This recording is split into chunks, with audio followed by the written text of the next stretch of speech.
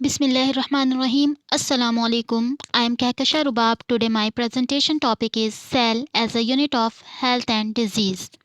In this topic we will learn about the normal physiological function of cell as well as abnormalities related to it.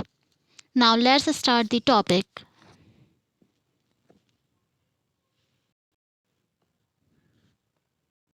So what is cell?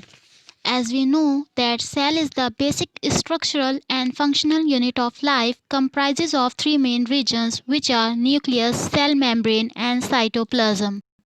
Before discussing these regions, first I am going to discuss the pathogenesis. So, what is pathogenesis? Pathogenesis refers to the sequence of cellular, biochemical, and molecular events that follow the exposure of cells or tissues to an injurious agent.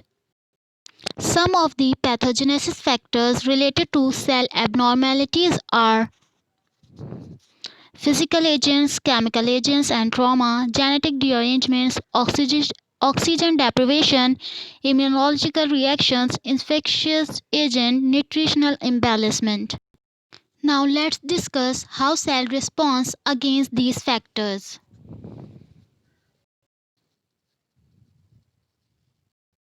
These pathogenesis factors may lead to the reversible injury or irreversible injury to the cell. In case of reversible injury, cell reform back to its normal structure or function, while in irreversible injury, cell leads to the necrosis or apoptosis. In some cases, cells show adaptation against stress by increasing cell number or size, but cell retains its function. Now let's discuss the most important region of the cell, which is the nucleus. As we know, nucleus is the control house of the cell and it contains DNA as a blueprint which commands the cellular mechanism on molecular level through molecular messenger or ribosomal messenger.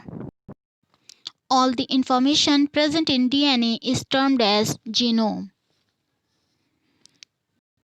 This genome represented a high landmark achievement of biomedical science and it revolutionized our understanding of health and disease on molecular level.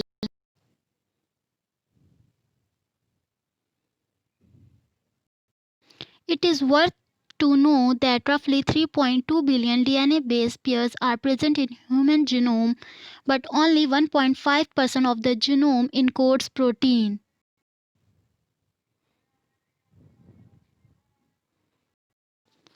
Mostly, genetic variation or polymorphism associated with disease are located in non-protein coding regions of the genome. Thus, variation in the gene regulation may prove to be more important in disease causation than structural changes in specific proteins. Mostly, DNA variation are caused by single nucleotide polymorphism and through copy number variation. Single nucleotide mutation which occur on a specific point appeared on both coding and non-coding regions, but mutation in non-coding region produce direct influence on disease susceptibility. Copy number variation are more recently identified form of genetic variation and approximately 50% of CNVs involved in gene coding sequences.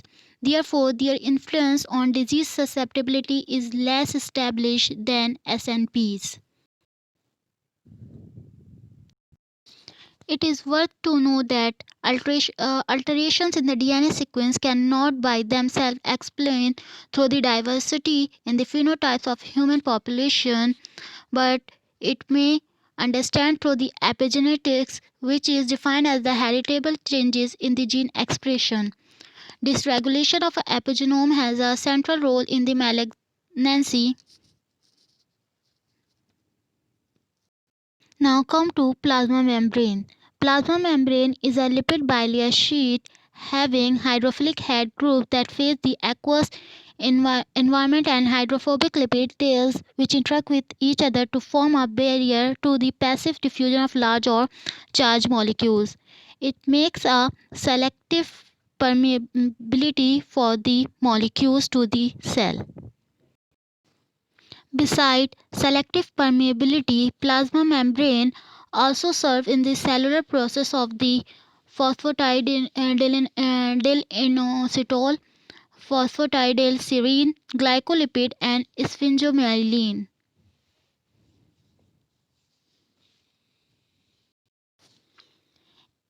Sphingomyelin are present on the outermost side of plasma membrane and phosphatidylinositol present in the inner side of the plasma membrane, but both confers the electrostatic scaffold on the protein. Phosphatidylserine is restricted in the inner side of membrane where it confers negative charge for the electrostatic interaction of protein. If the phosphatidylserine reverses to the extracellular site, it leads to the apoptosis of the cell. Discuss some pathogenesis related to the plasma membrane. If plasma membrane loss is selective membrane permeability, it leads to the membrane damage, which is the consistent feature of most forms of the cell and injury except apoptosis. Cell may It may affect the cell functions and integrity. Some of the factors which are related to membrane damage are ATP depletion, calcium mediated activation of phospholipase, and some other physical and chemical agents which contribute to the membrane damage. Cytoplasm is the fluidy part of the cell which is present in between of nucleus and the plasma membrane.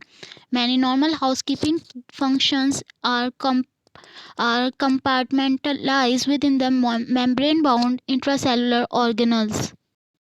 In cytoplasm, many functional processes are taking place which are related to the nutrient acquisition, communication, movement, and renewal of molecules. Molecular catabolism, anabolism, and energy generation also taken place in the cytoplasm. Now let's discuss cytoskeleton, which gives a structure to the cell. Cytoskeleton are made up of different types of microfilaments. These filaments are actin microfilaments, intermediate microfilament, and microtubule. Actin microfilaments are formed from globular proteins which are non-covalently polymerized into double-stranded helicals which define polarity, while intermediate microfilament provides tensile strength and makes the cell to bear the mechanical stress. The third one, microtubule, can serve as connecting cables for the molecular motor. Now come to the endoplasmic reticulum. Endoplasmic reticulum is a vast tubular network present in the cell which imparts the structural proteins and enzymes of the cell are constantly renewed by ongoing synthesis. There are two types of endoplasmic reticulum: smooth endoplasmic reticulum and rough endoplasmic reticulum. In rough endoplasmic reticulum, proteins and lipids destined for other organelles and for extracellular export are shunted into the Golgi apparatus, while smooth endoplasmic reticulum exists as a transition zone from rough endoplasmic reticulum to transport vesicle. Now comes to the mitochondria. As we know, mitochondria is the energy currency of the cell. It is to be said that mitochondria evolved from prokaryotes and it contains its own DNA. In addition to energy generation, mitochondria also involves in the necrosis and apoptosis of the cell. This can be done by the increased calcium ion and reactive oxygen species or through the oxygen deprivations.